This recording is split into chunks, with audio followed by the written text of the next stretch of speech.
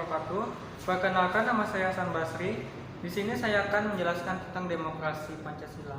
Demokrasi merupakan suatu jalan untuk melakukan perubahan atas apa yang terjadi di masa lampau, mengembalikan hak, menentukan pimpinan kepala rakyat, penguasa di bawah pengawasan rakyat.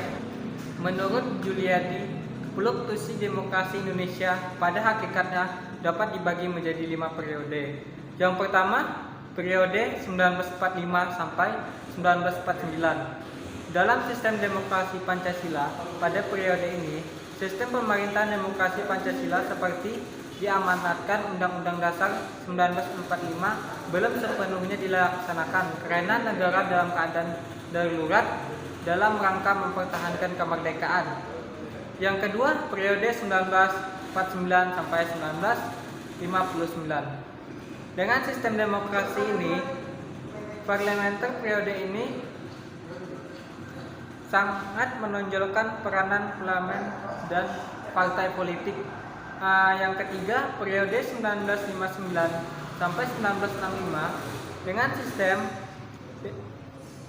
demokrasi terpimpin. Sistem demokrasi terpimpin merupakan sistem demokrasi yang menyimpang dari konstitusional. Periode ini juga sering disebut dengan Orde Lama. Yang keempat, periode 1965 sampai 1968 dengan sistem demokrasi Pancasila atau Orde Baru. Demokrasi Pancasila era baru yang merupakan demokrasi konstitusional yang menonjolkan sistem presidensial. Baiklah, yang B, macam-macam demokrasi. Yang pertama, demokrasi berdasarkan penyaluran kehendak rakyat. Jadi, demokrasi langsung merupakan sistem demokrasi yang mengikut sertakan seluruh rakyat dalam pengambilan keputusan negara. B, demokrasi tidak langsung merupakan sistem demokrasi yang digunakan untuk menyalurkan keinginan dari rakyat melalui perwakilan parlemen. Yang kedua, demokrasi berdasarkan hubungan antar kelengkapan negara. Jadi, demokrasi perwakilan dengan sistem referendum merupakan sistem demokrasi yang dimana rakyat memiliki perwakilan untuk menjabat di parlemen, namun tetap dikontrol oleh referendum. B, demokrasi perwakilan dengan sistem parlementer merupakan sistem demokrasi yang di dalamnya terdapat hubungan kuat antara badan eksekutif dengan badan legislatif. Yang C, demokrasi perwakilan dengan sistem pemisahan kekuasaan merupakan sistem demokrasi di mana kedudukan antara eksekutif dan legislatif terpisah sehingga keduanya tidak berkaitan secara langsung seperti sistem parlemen. Yang D, demokrasi perwakilan dengan sistem referendum dan inisiatif rakyat merupakan sistem demokrasi gabungan dan demokrasi perwakilan tidak langsung dengan demokrasi secara langsung.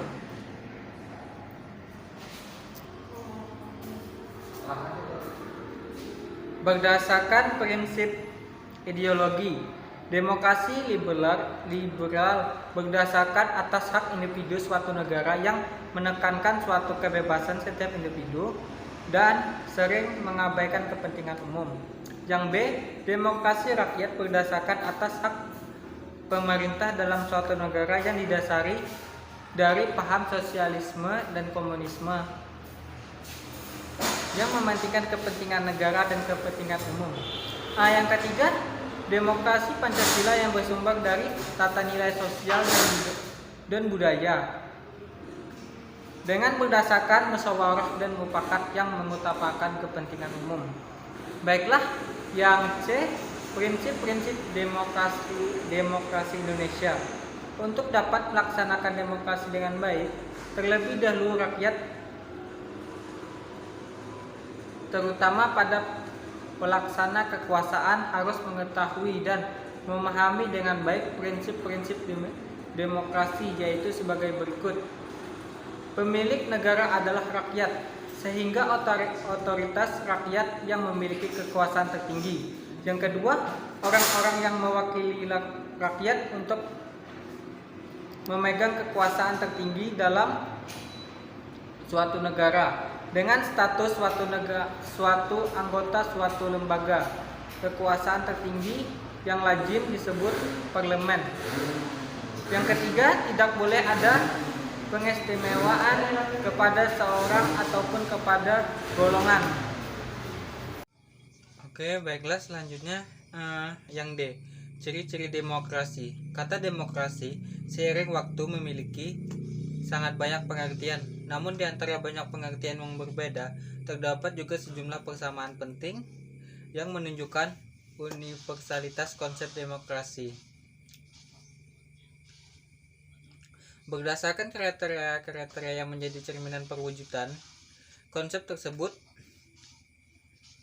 Henry B. Mayo misalnya mencatat setidaknya ada 8 ciri utama yang harus diperhatikan untuk menilai apakah suatu masyarakat bersifat demokratis atau tidak, yaitu yang pertama, adanya penyelesaian perselisihan dengan damai dan sukarela.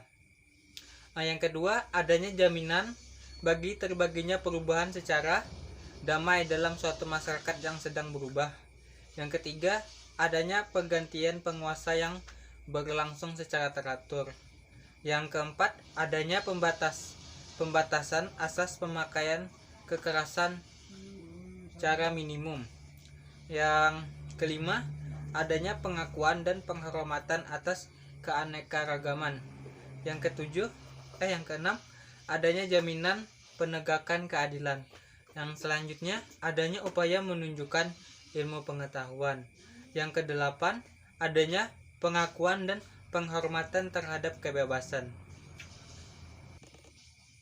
Oke, yang E, unsur-unsur pendukung tegaknya demokrasi. Tegaknya demokrasi sebagai tatanan kehidupan keanekaragaman sangat tergantung pada unsur-unsur penopang tegaknya demokrasi itu. Beberapa unsur penting tersebut antara lain, negara hukum adalah negara yang memberikan perlindungan hukum bagi warga negara melalui kelembagaan. Yang kedua, masyarakat madani. Masyarakat madani yakni sebuah masyarakat dengan ciri-ciri terbuka, egaliter, bebas dari dominasi dan tekanan negara, serta berpartisipasi aktif dalam menegakkan demokrasi. Yang ketiga, aliansi kelompok strategis. Jadi komponen berikutnya yang dapat mendukung tegaknya demokrasi adalah adanya aliansi kelompok strategis yang terdiri dari partai politik, kelompok gerakan, kelompok penegakan, atau kelompok kepentingan termasuk di dalamnya pers yang bebas dan bertanggung jawab gitu. Baiklah, mungkin hanya ini yang dapat saya sampaikan, lebih dan kurang wabillahi taufik wal hidayah. Wassalamualaikum warahmatullahi wabarakatuh.